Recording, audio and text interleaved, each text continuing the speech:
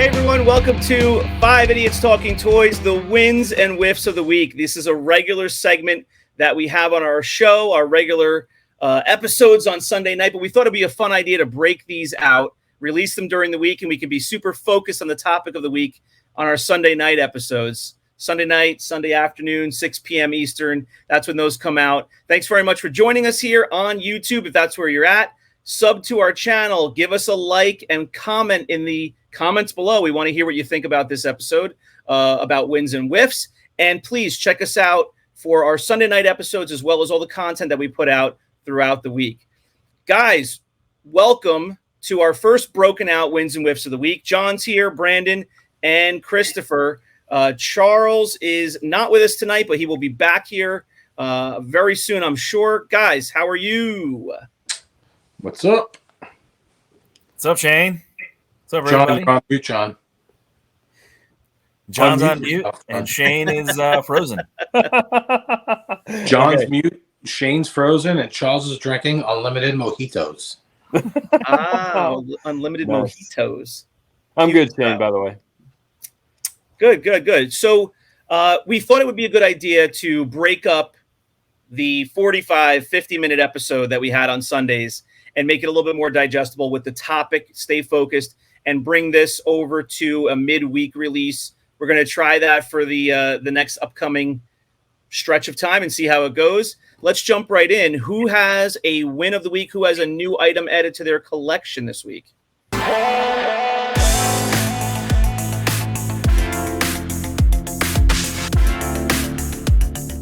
I got a couple items to add to my collection. Nice. Awesome. Now, let me ask you before you start, do you have your orange juice gloves on? I got my gloves. I got the orange juice ready. There we go. You don't want to get fingerprints on the orange juice. Orange juice in a water bottle. I don't. You know what that screams to me, Brandon? That screams, I've got alcohol in here at a place where I'm not supposed to drink alcohol. No, so there was actually water in the bottle, and I was thirsty, so I just poured orange juice in it real fast to come upstairs to do the show, to get ready.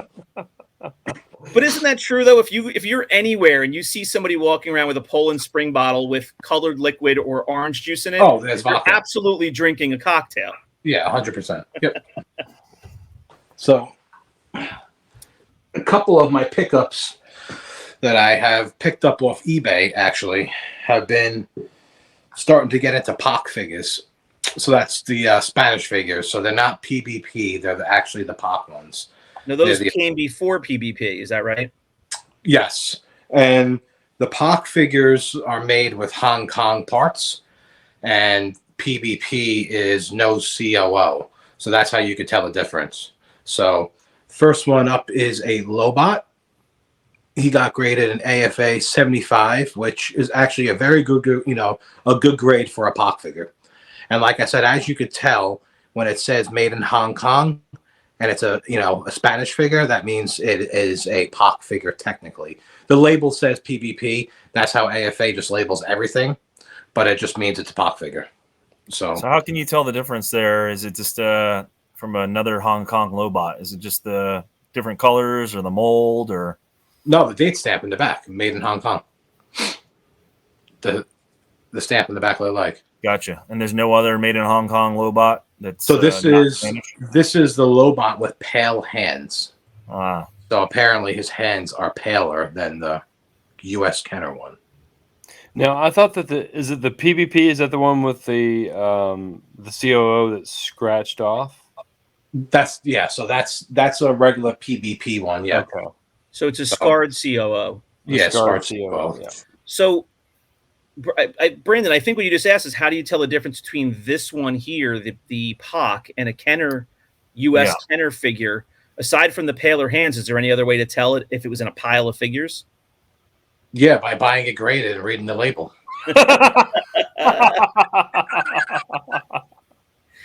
Somewhere Charles is in the Easy world way. right now, and his pants just got way looser than they were. He saw that Lobot and things. He's got a lot of room down there now.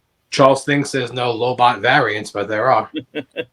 Well, he was actually on. You pulled that figure out, and he logged off. Yeah. Next one is a AT driver. Again, POC figure, AFA 80 plus. As you can see, it says PBP, but once it says Hong Kong on it, you know it's POC. Give us And a turn on that, Chris. Show us the label, but turn it for the label. I got to go like this. Which way would you like me to turn? Turn it horizontally. No, the other way, so Like we can read flip the it like label. this. There, that's better. Wait, what? Oh. We almost had it. Forget Started it. manhandling this thing with his orange juice meat hooks. Butler gloves. And then the last one is an 85 IG88. Same thing, POC. Yeah, how about this? Hong Kong. Ah, you can't see shit. No. Oh, sorry. But that's it. 85 AFA, IG88. Beautiful. So, Nice. 85 AFA. adding all those to my collection. And yes, I'm wearing the gloves. And free promotion for anybody that has a lot of acrylic and has scratch problems. You want to buy this product. It's called Novus. And it comes with 1, 2, and 3. 3 steps to make your acrylic scratch free. Well, the first one is just a clean and a shine.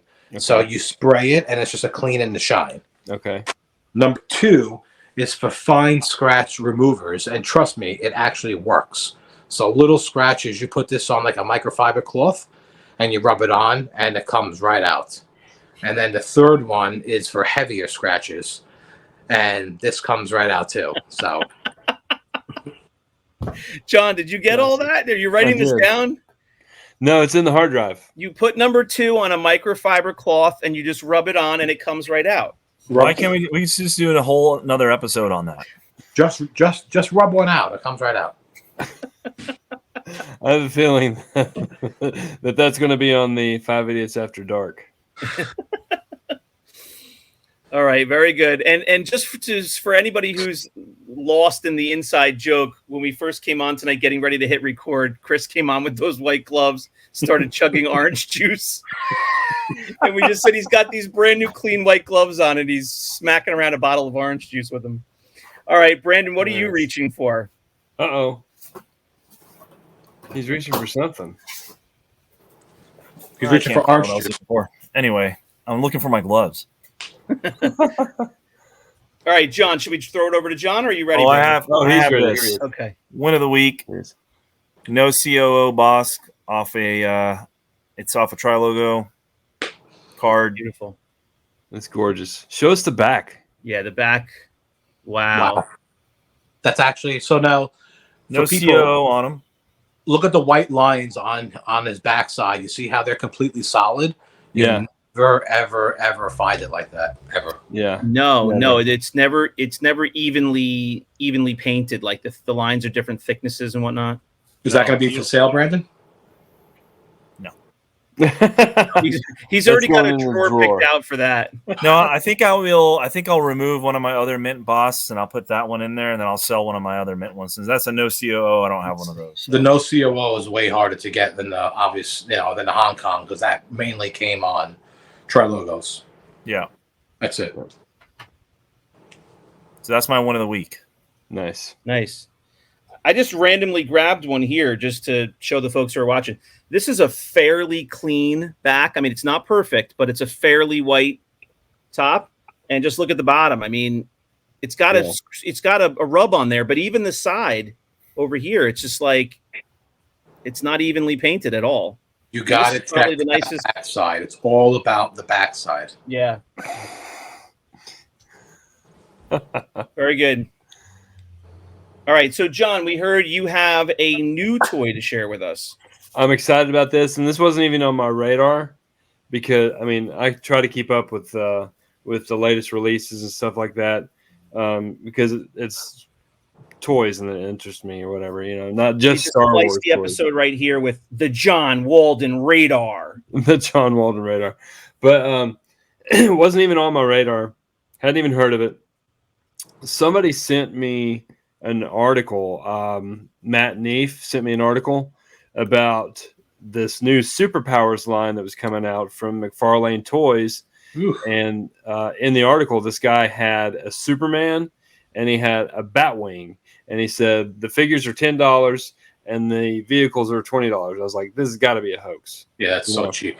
I figured this is something that somebody just, put together an older figure, put a new bubble on a custom card, all that sort of stuff, and then just set it up at a Walmart, because when he took pictures of the Batwing in a Walmart, and the sticker, there were no stickers anywhere, no prize stickers anywhere that said Batwing or anything like that. So I was like, this has got to be a hoax, right? There's no way this is coming out. I looked through the internet. Couldn't find any articles about it. The only article that kept popping up was this guy's article. So today I went to a Walmart that was it's like 20 minutes from my house. Okay, sorry, I got distracted by the banner. But it was 20 minutes from my house. I don't normally go to this Walmart, but I usually go there if I'm looking for some new figures that are coming out, because nobody shops there for figures apparently. But well, yeah, because you are in Georgia, that's why. Yeah, that's right. And it's a rural area, whatever. No, I'm just kidding. But they do have the new Superpowers line coming out. And on the SKU, or actually on the receipt, it says something about 52.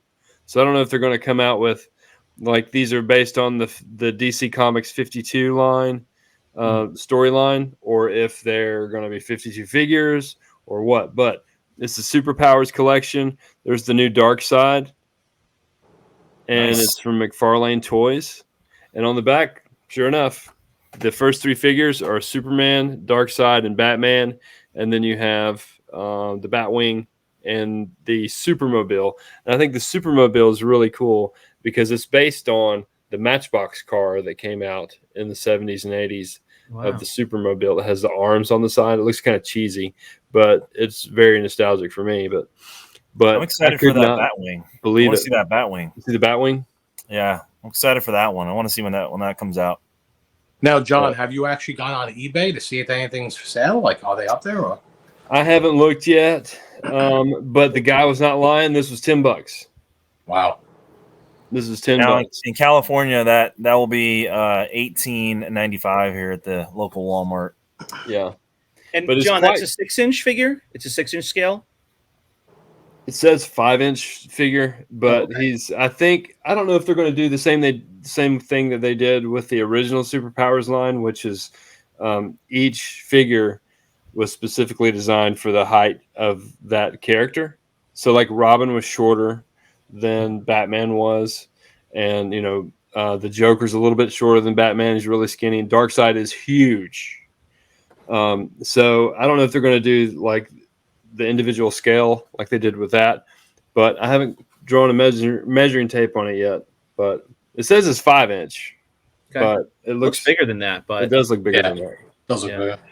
But I could not believe it when I saw them, and this is the only figure that they had. They had 10 or 12 figures, so it was like obviously a case, but this Darkseid was the only one that was there. So this must have been something that, because when I stop somebody, because I always stop and ask, do you have any of the other figures from the line in the computer or whatever, in the back, or, she said, nope, I'm not even showing that one. So this must have been something that somebody put on the shelf before they were supposed to release it. So you may have got it before street date. But hopefully, I probably got it before the street date. Yeah. And you can open it up. Put that on eBay. You know how much money you can make? Yeah, I know, right? What'd you say? But are you going to open it up? Oh, yeah, I'm going to open it up. I'm going to do a video. Can we make a separate video of you measuring it to see how big it is? Yeah. John, do you have anything laying around that's 5 inches that you could put it up against to see if it's the same? If I said yes, I'd be lying. What do you guys? Hold on. Alley-oop. Slam dunk. Shane, what about you? Did you get anything in this week? I don't. Well, you know what the answer is. You know what the true answer is. I have 6 boxes sitting down by my front door. And I just said, you know what? I'm not going to rush and rip one of these open just for the episode. But yeah, I'll definitely have a couple of things to show for next week. Some of it's just common stuff, but I do have a couple of things I'm excited about. One box just came yesterday, and I know exactly what it is, and I just haven't opened it yet, but I'll be opening it tomorrow. What is it? It's the I'll give a little tease. It's the Mox from a college buddy of mine. Wanted to sell. He has some modern Star Wars stuff, just does it as a very light hobby with his two sons.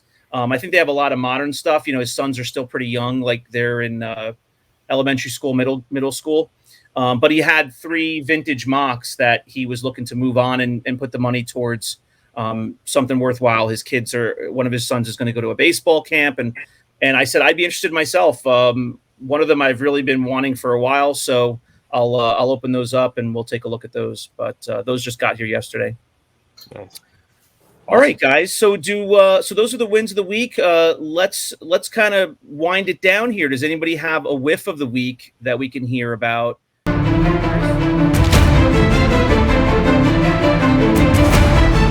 Chris, you do, I believe. I have a whiff every week. It seems to be I have a whiff. Well, you do a lot of shipping and buying and selling, with collections and stuff. So you're our fountain of activity. I was running really good for a long time, and then now it seems there's been three accidents in the last month. So it's starting to annoy me right now. So this last one, I had the Han Solo blaster.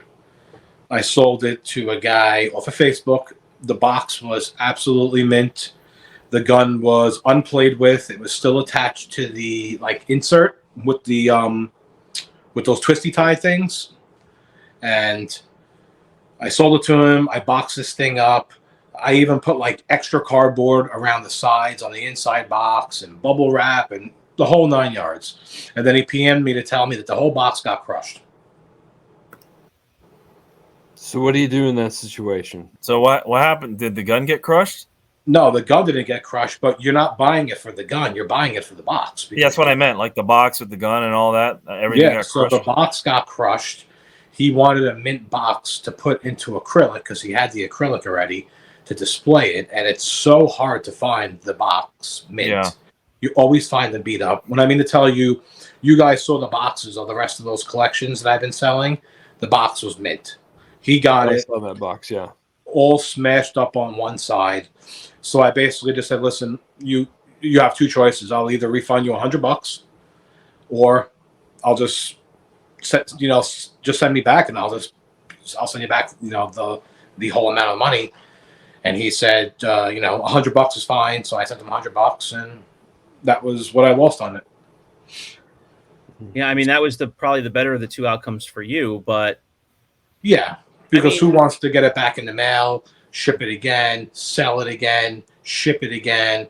It's just more risk and damage. But I wasn't even pissed off that I lost $100.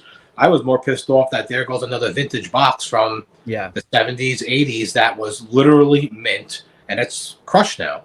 Yeah. So that's the annoying part.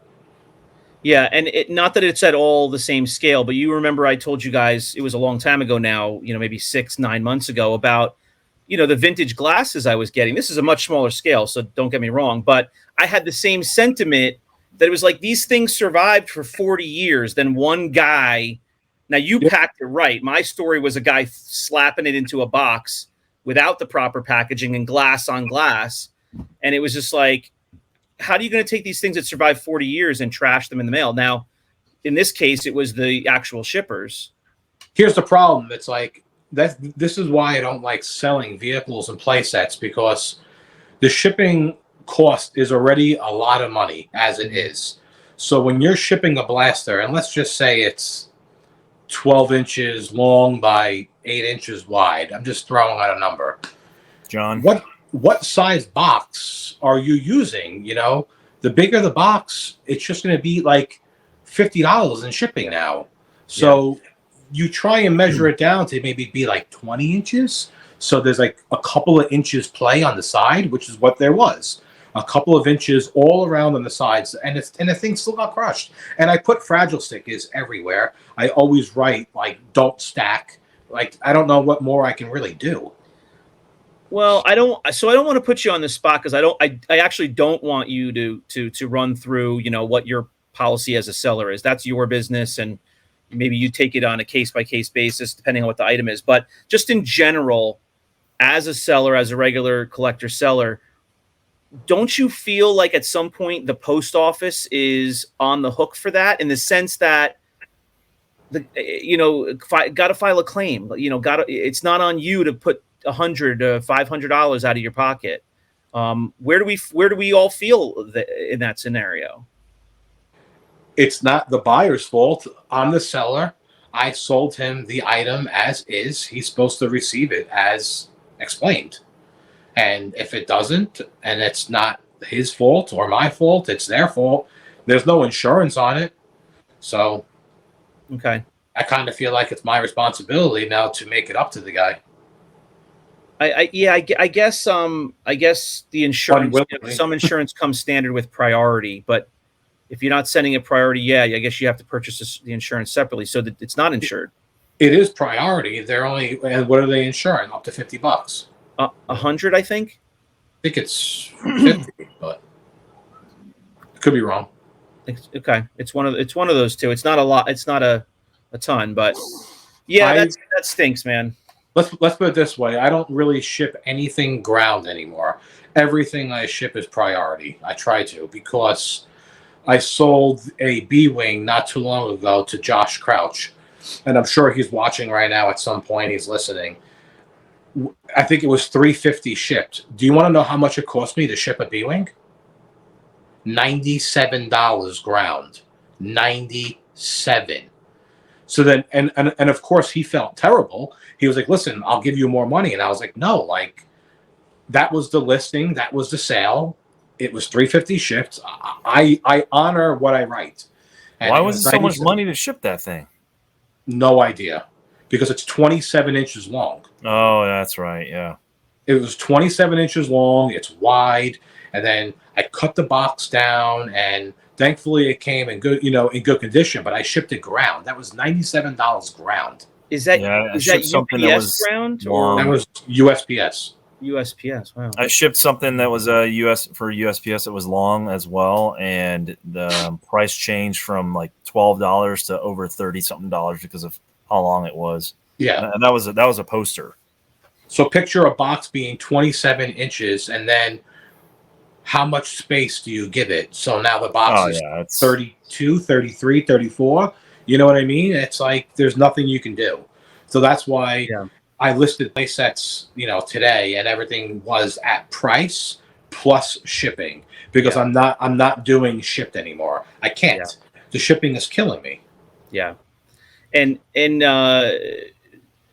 not sure I'm positive on this, but from what I understand, for the folks who don't know, it goes by the combined dimensions, the height, the width, and the length. It's 108, I believe. Right. So if you hit that 108 or whatever that number is around there, with those three combined numbers, that's when the price is going to drastically change. But there's also a limit on any of the one side, any of the 1-3 dimensions, where if you hit a certain number, it's just a longer item. So it takes up, whatever the post office feels, it takes up, more space or whatnot. So that's the thing with those bigger items, you can hit a threshold that you're not aware of, and it doubles in price. Correct. So that was my whiff of the week when the item, unfortunately, the box got damaged. Yeah, that sucks. It seems like there should be some responsibility on the post office, though. I gotta believe. I've filed many claims through the post office. I've done this so many times throughout the years. I can tell you that I never got back $1. Yeah, that's a little bit ridiculous, because they're the ones handling it. So they're the ones you're trusting. The only money I've ever gotten back from the post office is when you overnight something and it doesn't get there overnight. Exactly. So the only money I've ever gotten back. It's guaranteed 24, 48 hours, and it doesn't get delivered, then I got the money back. Otherwise, anytime in a situation like this, I just waste my time. So the $100, I'm not wasting my time. I paid him. Yeah. Done. That's it. I got money back one time. I bought I don't know if you could see it up there. I have the Lobot Gentle Giant. It's up can't see there anything back somewhere. It's up there, like right there, I think. It's a big mock, Yeah, like look at this that. big, ridiculous Gentle Giant mock. And it came in the mail, and the bubble was crushed in the corner. And I went back and looked at the photos from the seller, and the bubble was perfect in the photos. And the guy was really nice. He was somebody I don't know. And he said, I'm going to file a claim and just give me a couple of days. And he got like compensated back. And he was like, listen, do you want to send it back to me? Or, he refunded like 50%. So I was happy because I still have it. I'm displaying it. It's got, a dented corner, but that was the one time I got money back. And I was surprised. It was really quick too. But it was insured though, I think. I think it was insured. I think he did insurance. So, all right, boys, let's wrap this up. And we'll invite everybody to come and join us on Sunday at 6 p.m. Eastern time for our next full episode where we have a topic that we just go to town on in the collecting hobby. And this was our first wins and whiffs of the week. This was kind of longer, but it was a good conversation. Maybe we'll these be shorter sometimes. All right, boys, please subscribe to the channel, like this video, and comment, and we will see you soon on 5 Idiots Talking Toys. Good night, guys. Later. See you.